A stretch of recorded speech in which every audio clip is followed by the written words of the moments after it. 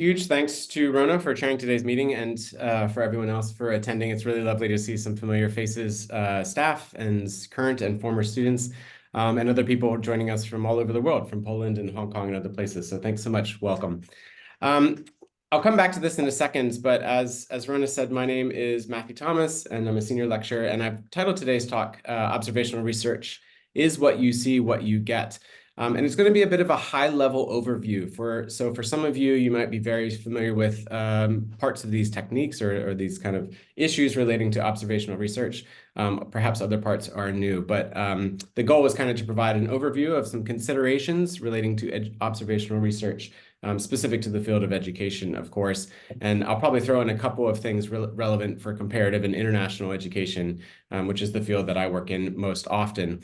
I should also say that part of this is based on some work that I've been doing with Diana Rodriguez Gomez at the University of Wisconsin-Madison, as well as Jennifer Luoto from Canada. And we're working on some observational research considerations for comparative and international education in a new chapter that's not yet published, but should be out fairly soon. So a little bit more about me in terms of my understandings of observational research and how I came to it, because I think it's always helpful to situate methods with our experiences.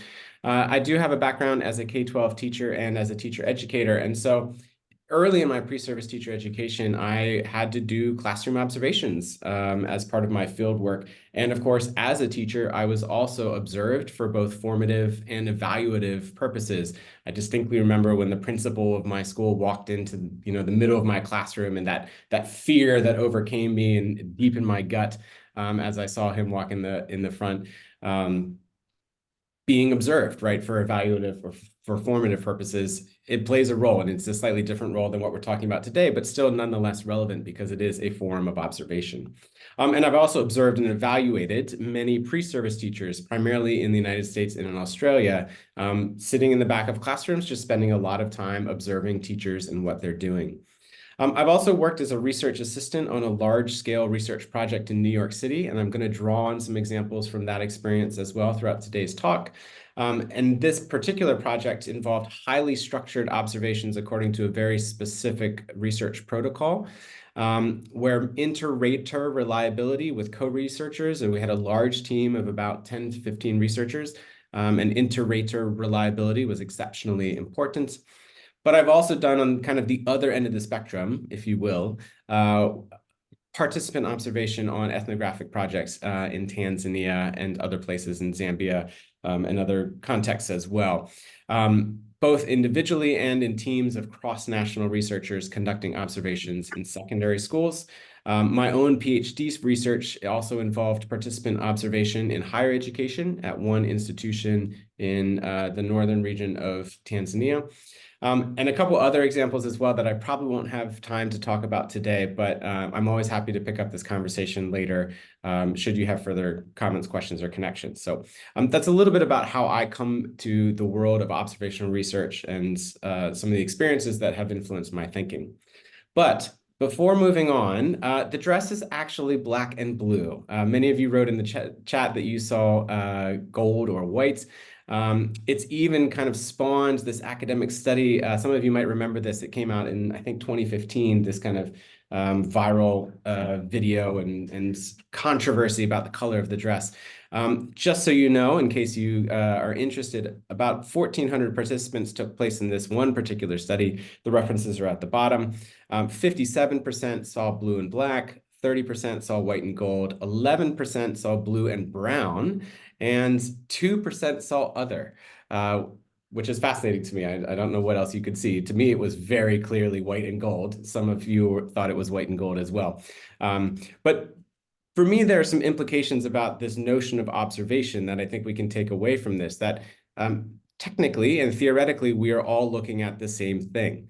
And yet, when we look at all of these charts in the bottom right-hand corner of the screen right now, what we can see is that to scientists, to experts who study things like color, of which there are people who do such thing, they see things very differently because they have scientific training. They are looking for specific things. They know the context that has influenced the way that we see things, and they've trained themselves as very astute and keen observers. And I think that's a really important lesson for us to take away. So in terms of where we're headed then over the rest of our time together, I'll talk briefly about some paradigms and purposes that might influence the way that observational research is pursued. Talk briefly about some protocols and procedures that might be utilized in observational research, and then finally end talking briefly, very briefly, about some of the perils and possibilities for observational research.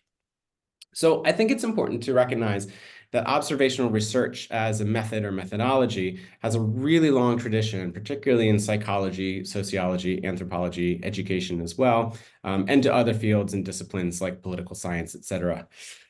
But it's unique in some ways in that it really spans paradigmatic frameworks or epistemological assumptions. And so probably more than some other research methods, it can go into very different camps or paradigms, depending on the nature of your research questions and the nature of your project.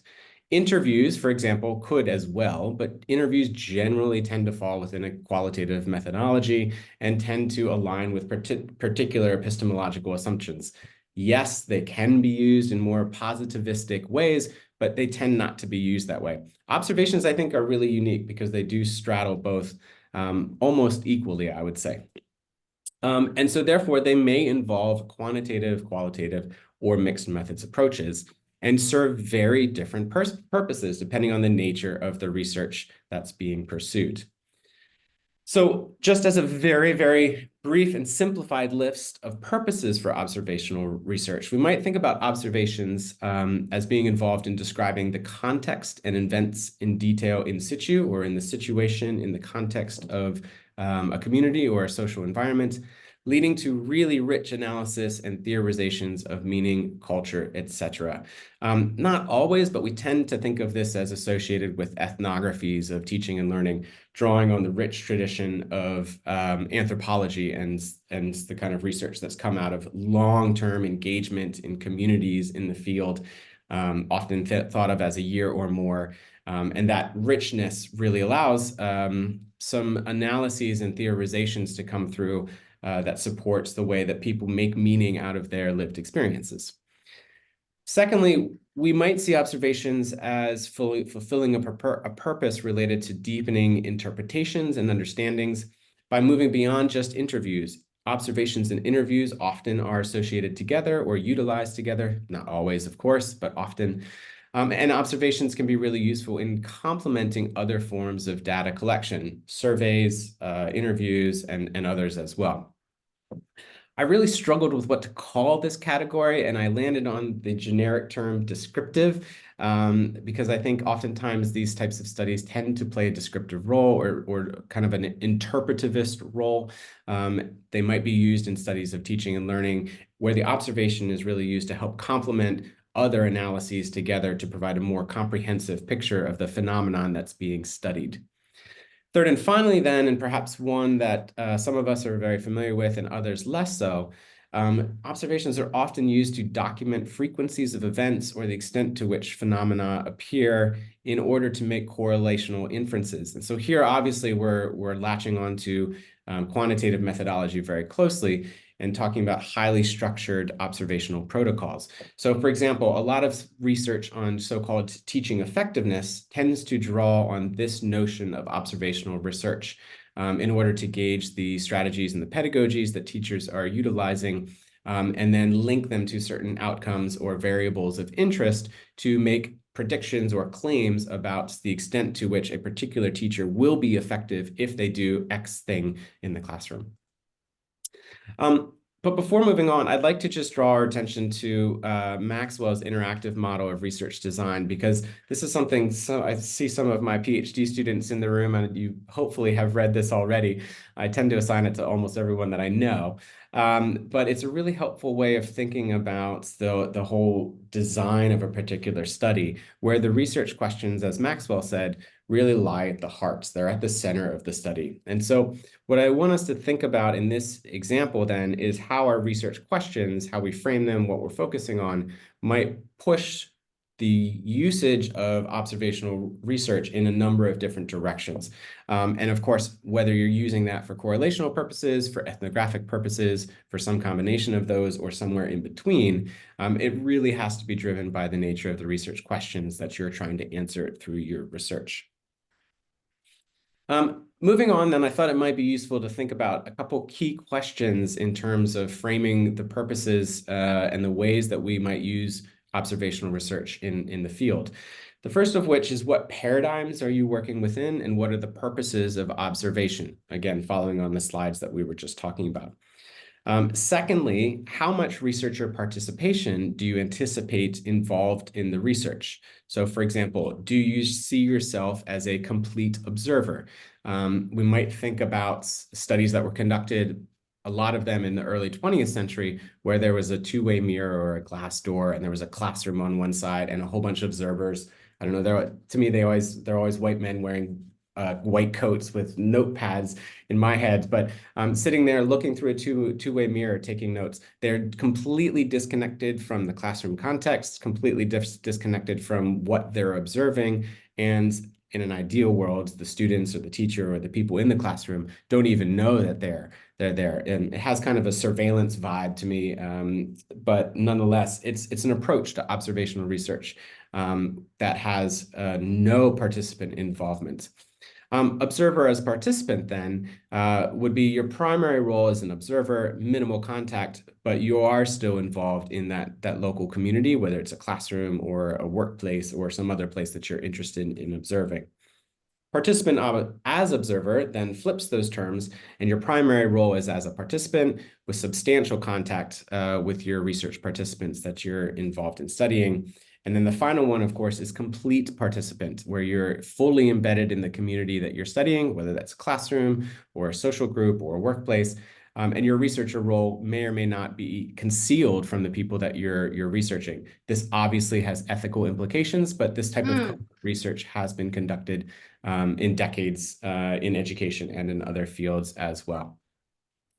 So kind of four different ways that we can think about the role of researchers in observational research.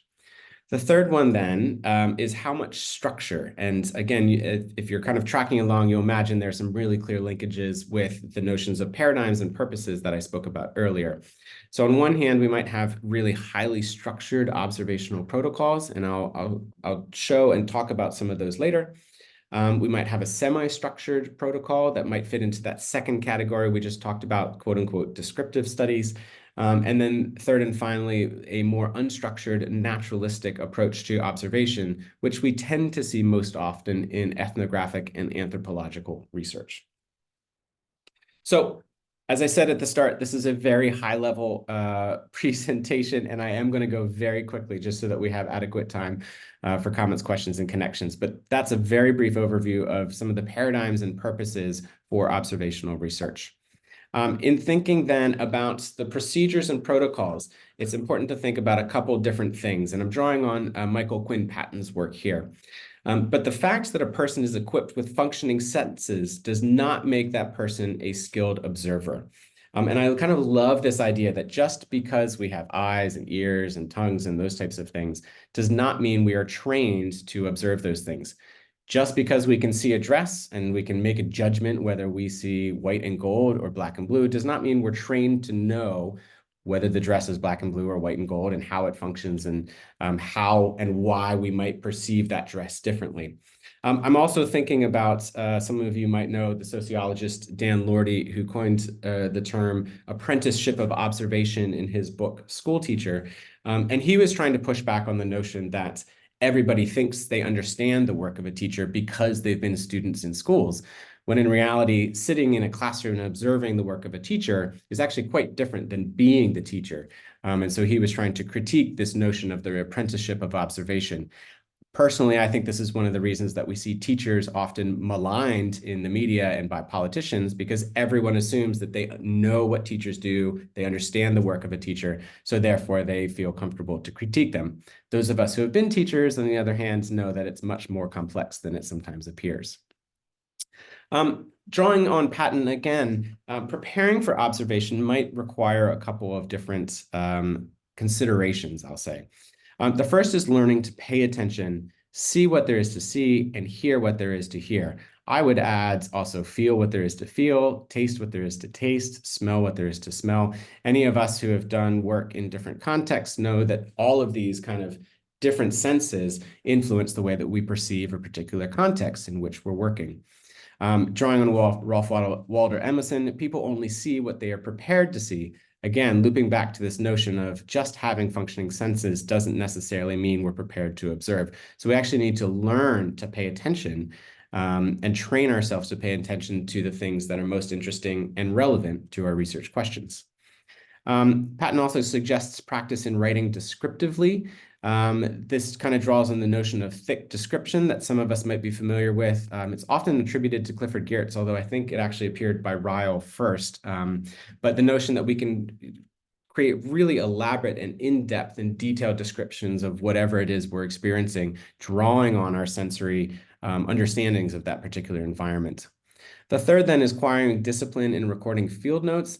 And here I really like work by Emerson, Fretz, and Shaw that field notes offer subtle and complex understandings of these others' lives, routines, and meetings. Field notes being what you might record in the field while you're in that research context, whether it's a classroom or a workplace or somewhere else, that you're just jotting down everything that you're experiencing that's relevant to your research questions so that you can then remember later. There's so many times I've been in a context and thought, oh, I'll never forget that. I don't need to write that down. And of course, you know, the rest of the story, I always forget it. So the notion of getting really well-described field notes and processing them and analyzing them is super important. A couple more from Patton then. Knowing how to separate detail from trivia to achieve the former without becoming overwhelmed by the latter. And this to me is one of the biggest challenges of observational research. I really like this book, Zoom by Istvan Banyai. It's a really simple book. It's a picture book. I realize I'm on Zoom showing you a book, which is really awkward. But the bottom line is that it starts with a very obscure photo, and then you realize that it's the top of a chicken. And then you realize that the chicken's in the window being observed by some children. And then you realize that they're at a house, and it just keeps zooming out like a camera filter or camera lens. And to me, that kind of encapsulates what it's like to be an observational researcher, because you can focus on the most minutiae, the smallest aspect of detail, or you can zoom all the way out and try and get a big macro understanding of what's going on. Or most often you're moving back and forth between zooming in and zooming out. And that can be exhausting and quite challenging if you don't have a clear understanding of what it is that you're trying to understand. I think fifthly, using rigorous methods to validate and triangulate observations. Alice Goffman is a very famous American sociologist and wrote this book called On the Run: Fugitive Life in an American City. It won a lot of awards because it was a very in-depth ethnographic account of people in Philadelphia, primarily from lower socioeconomic status. It was then highly critiqued for issues relating to validation and triangulation and some ethical concerns as well, raising this kind of very nerdy but very important controversy about observational research and ethnography and how it's conducted and with whom, under which circumstances. It's a fascinating read. I highly recommend it. You might want to look up her work as well. But the bottom line is issues of validation and triangulation are exceptionally important when we think about observational research, most often because we ourselves are the research instruments. Sixth and finally then, reporting the strengths and limitations of one's own perspective, which requires both self-knowledge and self-disclosure. And of course, here I'm thinking immediately of issues of reflexivity and positionality, and the notion of making the familiar state strange, that anthropological idea that sometimes it's helpful to think differently about our own circumstances because we take them for granted so often. And it's sometimes in putting ourselves in other contexts that we start to see our own context in new ways. Just then moving on from those kind of 6 basic principles, I want to focus on the 3 large buckets or categories of observational approaches that I alluded to earlier. And I'll start first with highly structured protocols. Generally, these tend to be very standardized across observations, across whatever's being observed, whether it's a workplace or school or whatever. Reliability here is key, especially inter-rater reliability in large teams, knowing that all of the researchers are rating or observing and marking, capturing the same things in the same way to enable comparability. And this comparability often occurs across data across time, context, and researchers. So it's really, really important for consistency and standardization. And these highly structured protocols then can be used to make claims about correlations and predictability of certain phenomena or outcomes of interest or variables of interest. I was involved in a project in New York City that utilized the protocol for language arts teaching observation. It is a highly structured protocol system. I was trained on it. We had to watch a lot of videos. We had to use the protocol. We had to make sure that we achieved a certain level of correctness in our application of the protocol so that we can continue working on the project. And our observational skills were constantly compared with others, and we had refresher courses and that type of thing in order to maintain high inter-rater reliability. So in practice, what does this look like? Well, they were studying English language arts instruction in middle schools in New York City. And so there were a whole series of dimensions. Here's one of them. It's called strategy, use, and instruction. So to what extent did the teacher in the classroom utilize appropriate language arts instruction strategies? Number one, provides almost no evidence. 2, limited evidence. 3, provides evidence with weaknesses. And 4, consistent, strong evidence. The point is not for you to understand this particular protocol or this particular study, but to know that highly structured protocols function in a certain way. And it often is a rating or a ranking system. The World Bank recently came out, not so recently, several years ago, came out with the TEACH model, which is very similar. TEACH was supposed to judge teaching quality, primarily in lower income and middle income countries. You can see it has a number of dimensions. Here is time on learning. Here is the one relating to instruction, very similar to the Plato tool. And you're ranking low, medium, or high, or 1, 2, 3, 4, 5 across these different dimensions. The teacher explicitly articulates the objectives of the lesson and relates classroom activities. So if Rona and I were both utilizing this observation protocol, the goal would be that if Rona and I saw the same exact video or the same exact teacher, that we would rate the same numbers on the protocol for these different dimensions to ensure consistency. My colleague Jennifer Luoto, who I mentioned earlier, has a really interesting paper in comparative education called Comparative Education and Comparative Classroom Observation Systems, where she's talking specifically about highly structured observational systems and protocols. If you're interested in comparative and international research or how these models like TEACH might be implemented consistently across countries, I highly recommend that article. It's a great piece. Moving on then to what I would consider semi-structured protocols. These tend to have some standard sections as well as some open observations, so some areas where you might just capture open field notes that you're writing. And comparability of data across time, context, and researchers may be important, but perhaps less important than a highly structured protocol. This is an example of the observation tool that we utilized in a project in Tanzania in 2010, I think. What you'll notice here at the bottom is that we have a section where we are doing a kind of Likert scale 1, 2, 3, 4, 5, the extent to which the teacher had a written lesson plan, the extent to which blah, blah, blah. But in the middle section, that big open area was also a place for open field notes where we were supposed to capture what we were seeing in real time as we were sitting in the back of the classroom and observing. The final then would be what I would consider unstructured protocols, which are mostly open observation. So mostly that middle section from that last protocol. And your participant role might be really important, where you are actively involved in the work that you're observing so that you can better understand the thing that you're engaging with. And here, going back to Geertz and Ryle, the notion of thick description, trying to capture as much as possible, as quickly as possible, in a really thick and detailed way. From the same project in Tanzania that I just mentioned, which led to the book Teaching Intention in 2013, these are some of my field notes from sitting in the back of a classroom in Tanzania. And you'll notice, just to save time, I shorthanded T as teacher, BS was boy students, and I tried to capture as many direct quotes as possible.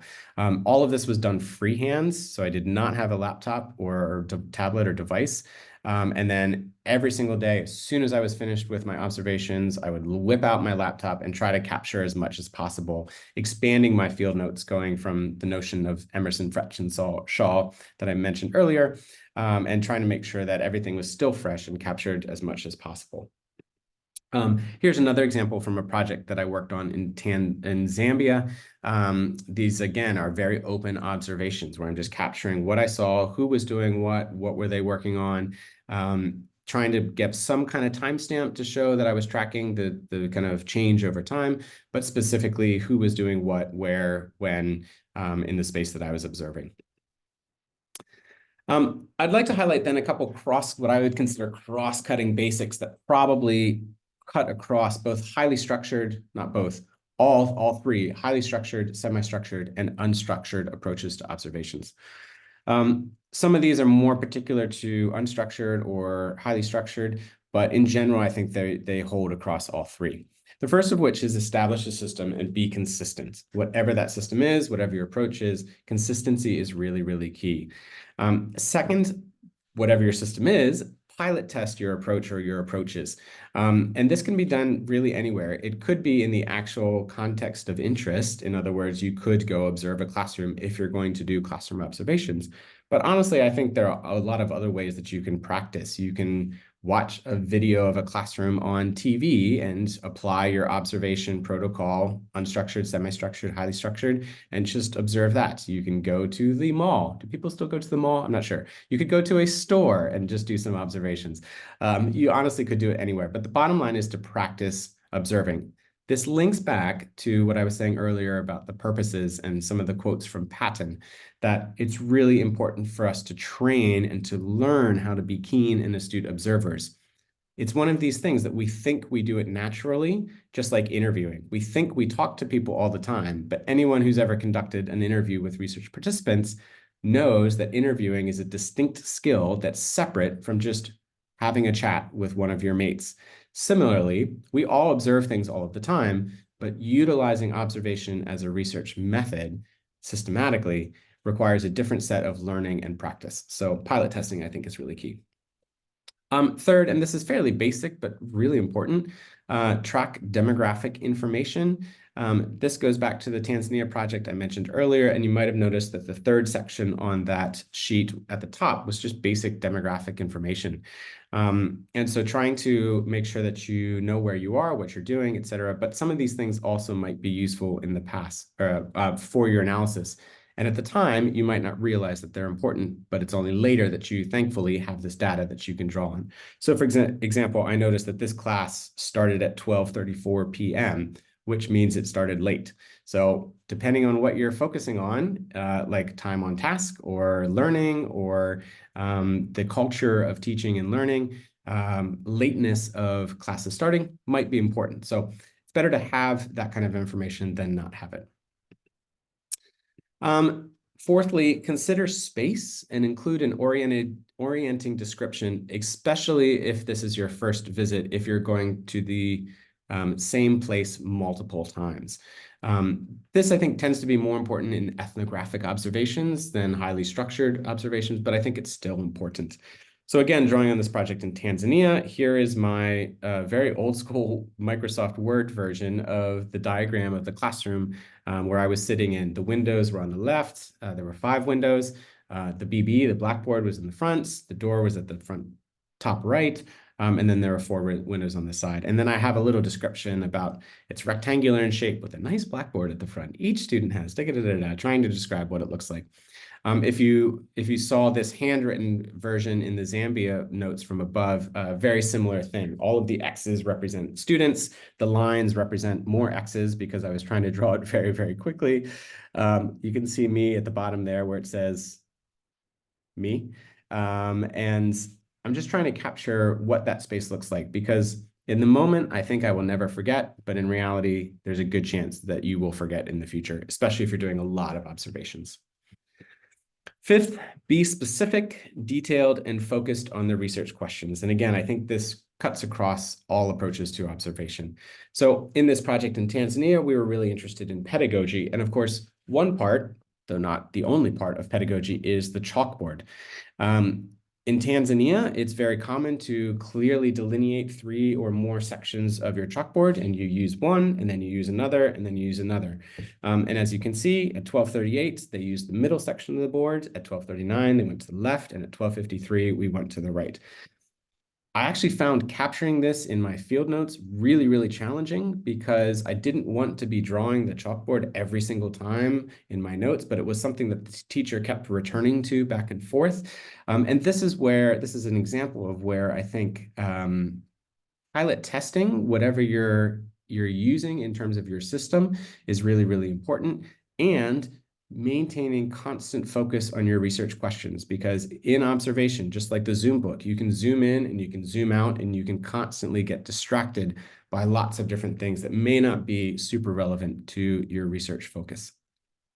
A contrasting example from the Plato protocol that was researching teaching effectiveness. The research questions in that particular study concerned teaching effectiveness of English language arts instruction, but they were specifically looking at 12 elements across 4 categories of teaching instruction. You can see them there: representations of content, disciplinary demand, instructional scaffolding, classroom environment, blah, blah, blah. In a more highly structured protocol, it does kind of force you in a different way to constantly pay attention to those things. But the bottom line is, the more that you can make sure that you're accurately addressing what it is you want to know, the better. And having that at forefront in your mind and something that you already know deeply or is highly ingrained can be really helpful. 6, I would consider adding different types of notes as well as scoring if it's a highly structured observational protocol. So for example, many people recommend adding MN for methodological notes to help guide future observations. What do I need to do methodologically in the future to be better at my observations? Self-notes, for me, were really helpful as reminders. Oh, at the end of this observation, make sure I look at the student's work, make sure I talk to this teacher about scheduling the interview, or make sure I do this, da, da, da. And those 2 are separate from analytical notes, which can help guide future analysis. And in a highly structured observation protocol, that might be focused on the outcome of interest or the variables of interest. It might help on theorizing an event. There's a great chapter in an Anion book that has a really good example of an observation of a student being yelled at by a principal. And the whole notion is around kind of criminalization and policing of students and students' bodies. And that's the kind of thing that if in the environment, if you have an idea, it doesn't need to be right or wrong. It does not need to be something you even end up drawing on in the future. But if it's not in your notes, you don't even have the option to use it. So I always just throw an AN down, like, oh, consider the role of teachers arriving late to the classroom. Consider the role of X. And then you can always return to it if you want. Here's an example from this study in Zambia that I mentioned earlier. These are again from my field notes, and I wrote, AN, did the student make a mistake that was truly that bad? The need to have perfect papers, pensmanship, emphasis on correctness, etc. So a student had made a mistake very early on in this assessment and went up front to turn in their assessment and to get a new assessment. And I was just kind of curious, is this common practice? Is this just an individual thing that this particular student wants their papers to be perfect? I don't know whether this analytical note will be useful in the future, but at least it's there, something for me to ponder as I'm thinking about my analysis moving forward. So then very quickly, just for the sake of time, and I know this is a whirlwind tour, but hopefully it's helpful in some way. I just want to think about some of the perils and possibilities for observational research. Observations can be challenging, and I've alluded to this multiple times, but I think knowing what to observe, where, how, etc., is really key to success. It's very possible to get lost focusing on things that are not important, whether that's ethnographic and you're just kind of following your instincts, or whether that's in a highly structured kind of correlational study. where the outcomes or variables of interest and the concepts need to be really crystal clear, and the observation protocol needs to be refined and piloted. Knowing what to observe, where, how is super important and a huge part of figuring out how to design the study before conducting observations. And of course, it can be revised in the middle as well. Observations can also be really expensive. So if you're interested in using observations, consider the costs for food, transport, maybe participants, if there are incentives for them to join, the number of sites. Just as an example, the Tanzania study that I talked about earlier was across 6 secondary schools. We had a team of, I think, 12 researchers. And most of the observations were done with 2 observers in the room. So 2 observers sitting in the back of the classroom in order to help support inter-rater reliability. Those 2 observers generally were from very different national and cultural contexts. So in my case, I was often partnered with one of my Tanzanian colleagues. He would sit in the back of the classroom, I would sit in the back of the classroom, and we would both observe as much as possible, write up our field notes, and then have a joint conversation about what we observed. What did we miss? What are the similarities in our interpretations and our observations of things, et cetera, et cetera. The project I mentioned in New York City was massive across many, many schools in 3 districts of New York City with a lot of researchers.